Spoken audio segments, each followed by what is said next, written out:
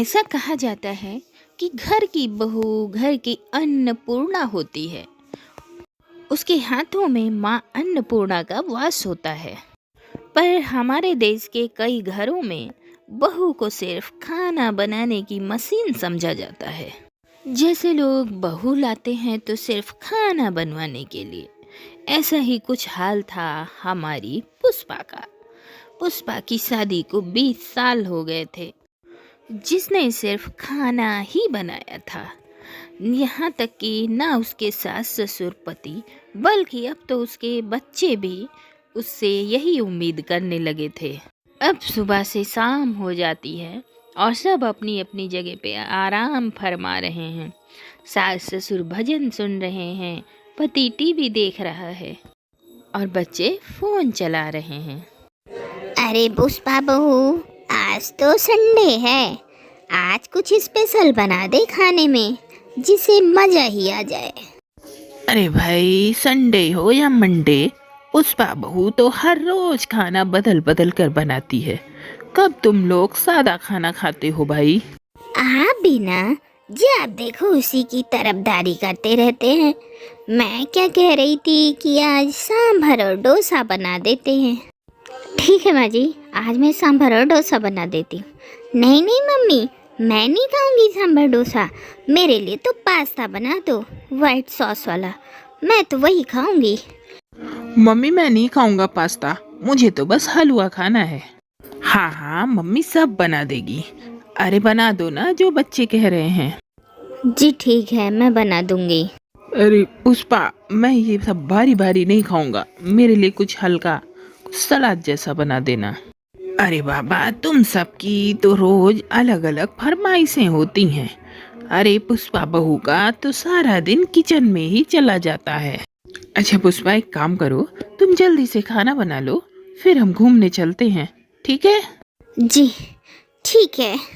अब पुष्पा के घर का ये आज का नज़ारा नहीं था, बल्कि रोज का था, क्योंकि उसी घर में अलग अलग फरमाइशें होती थी। सुबह से लेके शाम तक सबके लिए कुछ अलग अलग बनाना पड़ता था। अब राजीव ने कह तो दिया था कि खाना बना लो तो घूमने चलते हैं। अब इतनी सारी चीज़ें बनाने के बाद पुष्पा के अंदर तो इतनी ताकत भी नहीं बची थी कि वो रसोई के बाद कुछ और कर सके। सबका खाना बन गया है और मैंने टेबल पर लगा दिया है। चलो, हमारा भजन भी पूरा हो गया। ये पास्ता, मजा आएगा अब तो। और मेरा हलवा, बहुत अच्छी खुशबू आ रही है इसमें से तो। मैं अपने कमरे में जा रही हूँ थोड़ी देर आराम करने। क्यों, घूमने नहीं चलना क्या? आप बच्चों को लेकर घूम आइए। सच में मैं बहुत थक गई हूँ। अभी तो दिन का ही खाना बनाया है, अभी शाम का नाश्ता और रात के खाने की भी तैयारी करनी है। तुम हमेशा यही करती हो और फिर कहती हो हमें कहीं घुमाने नहीं ले जाते। अब पुष्पा घर की बहू कम बावर्ची ज़्यादा थी। पुष्पा की ससुराल वाले तो फिर भी ठीक थे, लेकिन अब उसकी ससुराल वाले अपने रिश्तेदारों और नातेदारों को घर ले आते थे और पुष्पा को उनकी भी फरमाइशें पूरी करनी पड़ती हैं। तभी दरवाजे पे दस्तक होती है। रात के 8 बज रहे हैं। इस टाइम कौन आया होगा? अब पुष्पा दरवाज़ा खोलती है तो वह देखती है कि सामने उसका पति अपने ऑफिस के दोस्तों को घर ले आया है। अरे आप पहले बता तो देते कि आप इतने सारे दोस्तों को घर ला रहे हैं। मैंने पूरा खाना भी बना दिया है। अरे पुष्पा, सब जिद करने लगे कि आज तो भाभी के हाथ के गरम पकौड़े और बड़ा पाव खाना है, बस इसीलिए ले आया। अरे पर सब कुछ इस वक्त कैसे होगा? अरे भाई, खाना बनाने में तुमको क्या दिक्कत आएगी? हम जब तक मैच देख रहे हैं, तुम बना लो खाना, कोई जल्दी नहीं है। मैं जानता हूँ माहिर हो तुम इस सब में। अरे पर वो अरे कुछ नहीं, अब सब लोग तुम्हारे हाथ का खाना खाएंगे तो सब लोग तुम्हारी तारीफ भी तो करेंगे। चलो चलो, अब लग जाओ खाना बनाने में। अब पुष्पा ने रात का सारा खाना बना दिया था, लेकिन राजीव और उसके दोस्तों के आ जाने की वजह से पुष्पा को फिर से पकौड़े और बड़ा पाव बनाना पड़ा। अब राजीव देर रात तक अपने दोस्तों के साथ मैच देखता रहा और फिर इस बीच में पुष्पा सबके लिए कभी नाश्ता, कभी चाय, कभी खाना, यही सब करती रही और रात होते होते वो बहुत ज़्यादा थक गई थी। अरे पुष्पा, क्या हुआ? मैं कमरे में आराम करने जा रही हूँ। अरे मैं वो कह रहा था कि कल मेरे लंच में छोले और भटूरे बना देना। सबकी फरमाइश है कि मुझे तो भाभी के हाथ के छोले और भटूरे खाने हैं। अब पुष्पा कुछ नहीं बोलती और वह चुपचाप अपने कमरे में आकर लेट जाती है।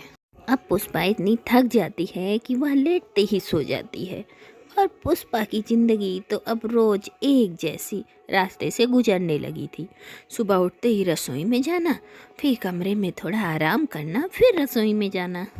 फिर अगले दिन पुष्पा का जन्मदिन था और सबको पता भी था, तो इसलिए सब लोग जन्मदिन के दिन कुछ नया नया फरमाइश करने लगे। अरे पुष्पा बहू, कल तू ना वो गाजर का हलवा और पूड़ियाँ बनाना। तेरा जन्मदिन है ना, भगवान को भोग भी लग जाएगा।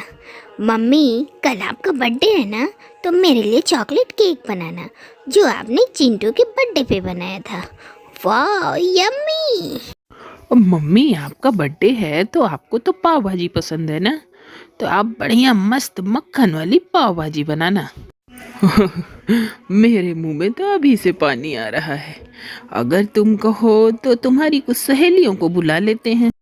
नहीं, ऐसी कोई बात नहीं है। अच्छा ठीक है, पाव भाजी थोड़ा ज़्यादा ही बनाना। मेरे बॉस को पसंद है ना, मैं उनके लिए भी ले जाऊंगा। हाँ हाँ हाँ, हलवा पूड़ी भी थोड़ा ज़्यादा ही बनाना। मंदिर में बहुत सारे बच्चे, पड़ोसियाँ और औरतें भी तो आती हैं ना, उन सबको बांटना है। जी ठीक है माँ जी, मैं बना दूंगी। और कुछ?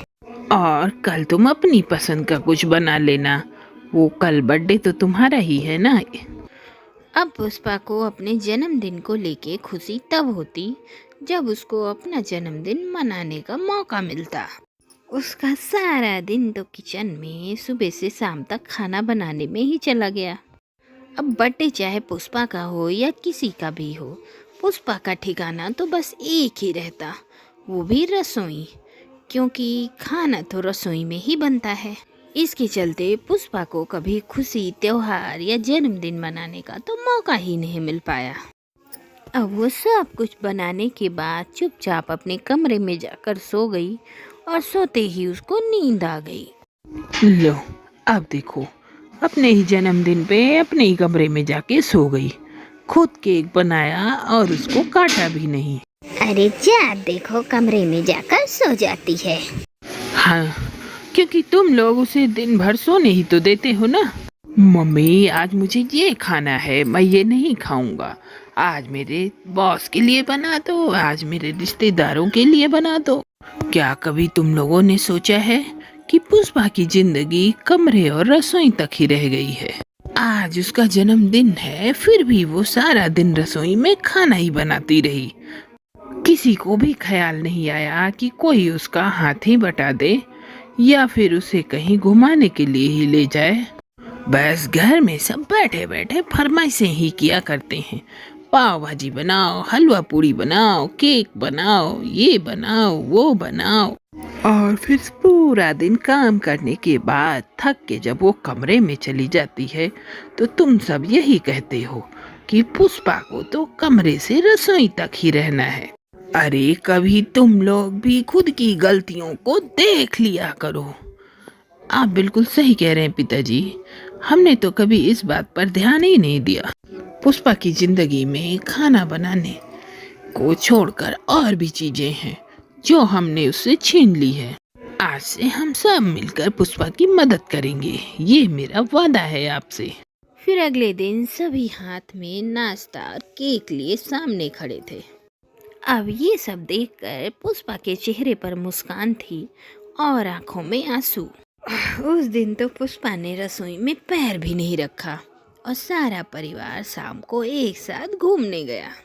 औरतें सिर्फ घर की चार दीवारी के अंदर रसोई तक ही नहीं सीमित हैं, बल्कि उनकी खुद की भी पर्सनल लाइफ है और ये सब की जिम्मेदारी है कि सब अपने अपने घर में अपनी बहू की खुशियों का ख्याल रखें।